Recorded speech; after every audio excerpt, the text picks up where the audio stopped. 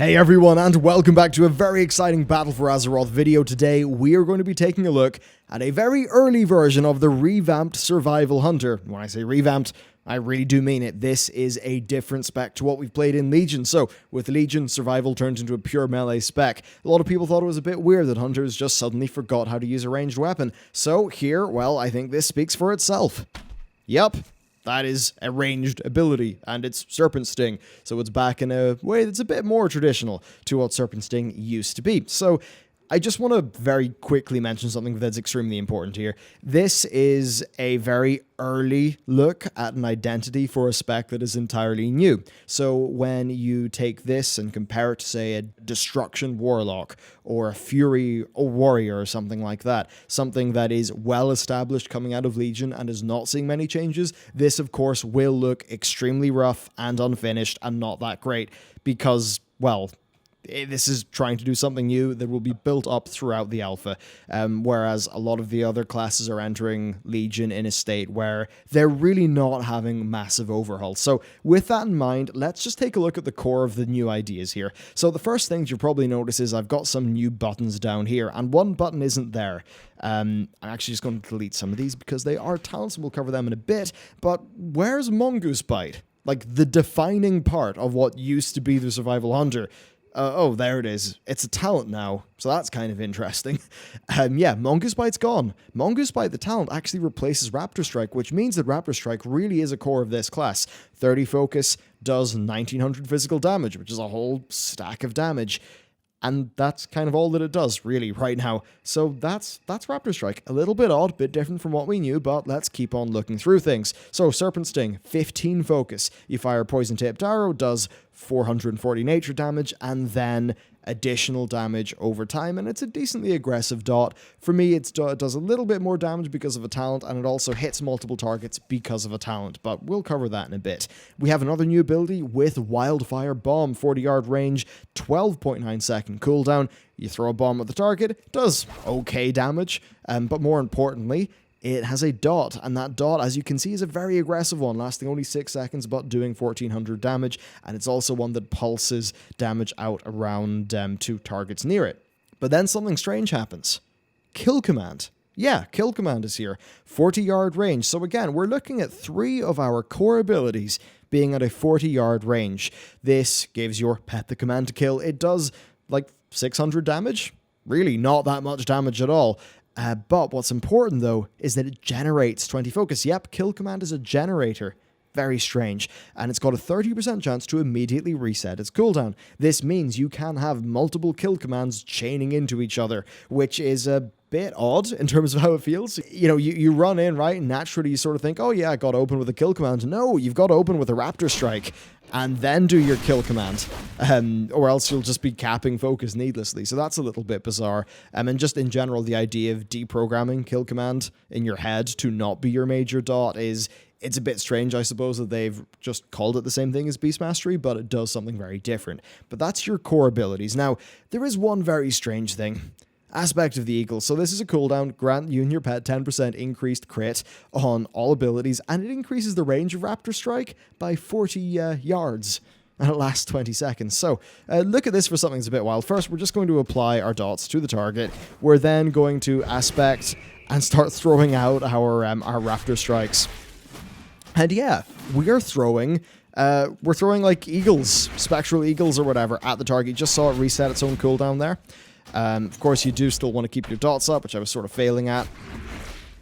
But yeah, very different look and feel and identity to what we've really been used to. But to properly get to grips with what's going on here, we do need to take a look at the talents. So let's get right into it. First of all, there's one missing here, so we can worry about that at some sort of future date. We've got Terms of Engagement. Harpoon generates 40 focus over 10 seconds, and killing an enemy resets the cooldown of Harpoon. So Harpoon is back. But do you know what's also back? Disengage. So we can, we can harpoon in. If I just target this guy, we can harpoon in, we can disengage out. Overall, this does make you feel very mobile, and you're probably thinking 40 focus over 10 seconds, that's not much, it's only 4 a second. Well, one thing that you will see is that passive focus regen does feel kind of slow right now. That said, I am a level 110 Survival Hunter that doesn't have an artifact, so I think things will feel a bit faster at level 120. Now, we also have Flanking Strike. Whenever you kill command, your character will also strike the enemy for 830 physical damage and generate 10 focus. That means that it's giving you 40 focus, and you're doing 830 damage, your pet's then doing 572, so that does start to turn kill command into a properly damaging ability, and just the way that works does make sense. It's you and your pet sort of working together, which is decently cool. So that's Flanking Strike. Now, let's get into the more impactful things. Guerrilla Tactics. Wildfire Bomb has now got 2 charges. What does that mean? Well, if you've got 2 targets, 2 Wildfire Bombs, you can put them together and they'll sort of pulse AoEs out. It also gives you a bit more flexibility in your rotation because you can just sort of pool, have one of those be charging. Of course, it has a dot that lasts 6 seconds, so if you blast 2 of these onto the target at once, you are not playing it right, so don't do that. So that's Guerrilla Tactics. Hydra's Bite. Serpent Sting fires arrows at 2 additional enemies near your target, and its damage over time is increased by 30%. As you can see, there you go. It's a multi-dotting version of Serpent Strike. There'll very much be some encounters. You'll just default to that, I suppose. And then Butchery is back. 26-second recharge, interestingly, though that said, that is affected by haste. Right now, I'm level 110. I probably don't have amazing haste. So again, this will all feel a lot faster once we get into Battle for Azeroth. Well, I mean, get into level, 120. So if I start doing Butchery, it pretty much is exactly what you expect. Now, as an example, you maybe want to pair your Butchery charges with when AoE, packs are going to come in or something like that. Now, if we move on to the other stuff, look, just mainly our sort of utility things. We've got Post Haste, which is what I'd be going for. Camouflage is back, and you've also got Trailblazer. Your movement speed is increased by 30% when you have been attacked for 3 seconds. So let's just move on to the more impactful stuff, though. So Bloodseeker, kill command causes the target to bleed for 1840 damage over 8 seconds. Now, you're probably seeing something emerge here. If you go with Flanking Strike and then Bloodseeker, wow, you've really powered up what your kill command is. Now, what's also interesting is you and your pet gain 10% attack speed for every bleeding enemy within 12 yards. So, if you go into combat, and let's just hope that this procs for me. There, it procced. Well, you would probably want to put that on multiple targets, which there has given me 2 stacks of Predator for 20% increased attack speed. So that, again, is somewhere where you can differentiate your skill. We've got Steel Trap. It's Steel Trap. It's, pretty much what it was in Legion. And then we've got Murder of Crows, which, again, pretty much is what it is in Legion. 30 focus, 1 minute cooldown, flock of birds on the target. It's a dot, does a bunch of damage. We all know what it is. Let's move on. 75 tier coming soon. Well, we'll have to wait and see. Intimidation, it is what it is. It's a stun, same thing.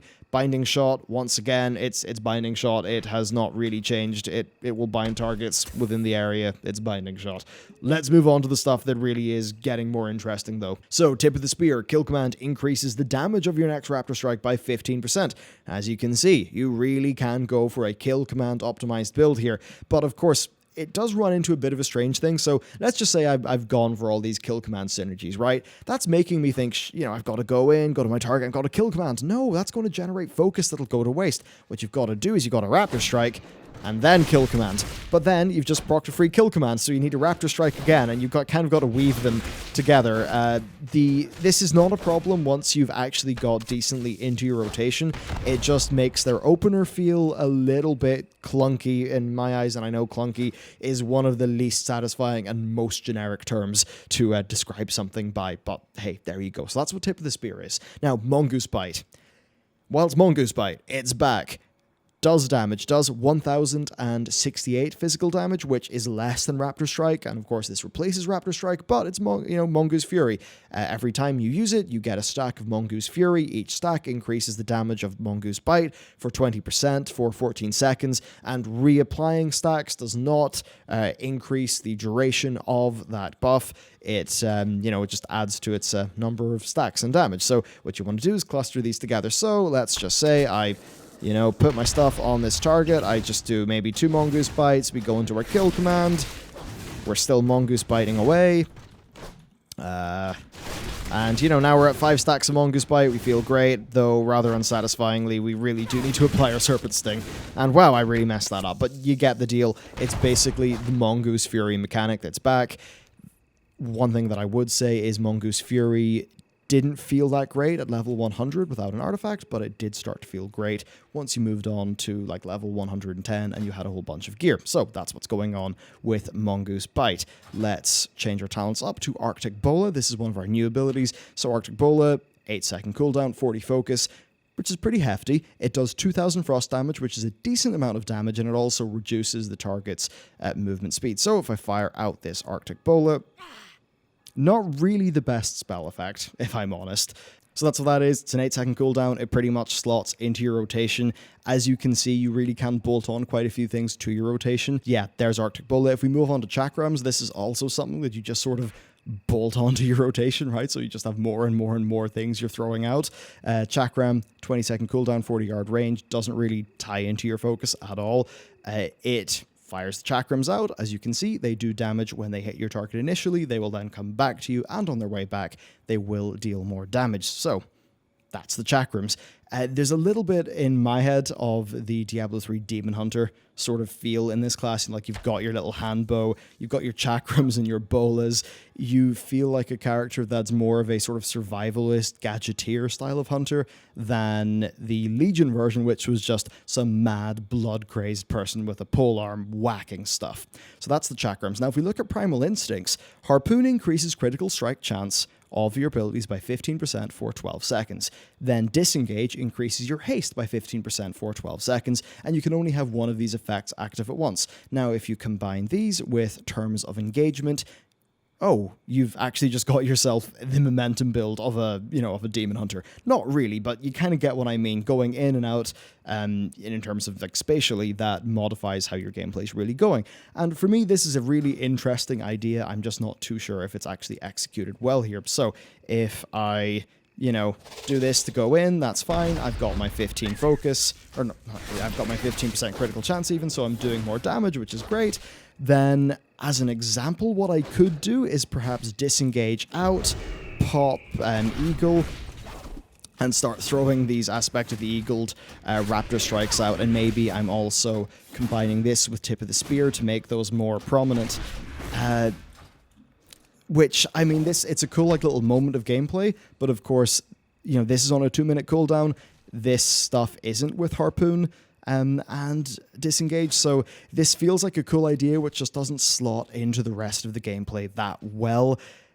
Again, we'll have to wait and see. As I said at the top of the video, it very much does feel like these are ideas that are thrown out there for a hybrid melee range style, and they're not quite refined into the final gameplay yet. They've just sort of thrown a bunch of tools in. And then, of course, we've got Birds of Prey. Pretty simple, Raptor Strike. If you Raptor Strike your pet's target, it extends the duration of Aspect of the Eagle by 1 second. Of course, Aspect of the Eagle by default is 20 seconds, and you'll be doing a lot of Raptor Strikes. So, yeah, this means your main cooldown will last a fair bit longer. And that pretty much is the core of the new Survival Hunter, or at least that's what it is right now.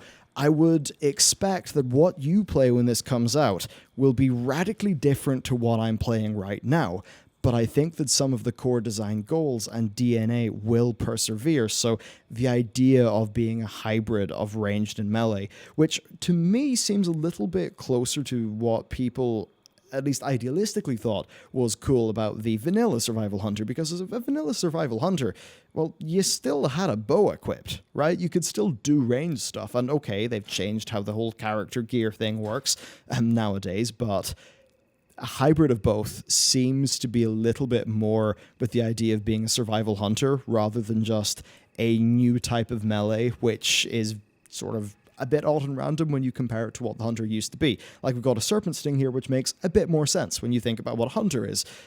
So, yeah, it's in a really funny place right now. I think there is a really cool core idea.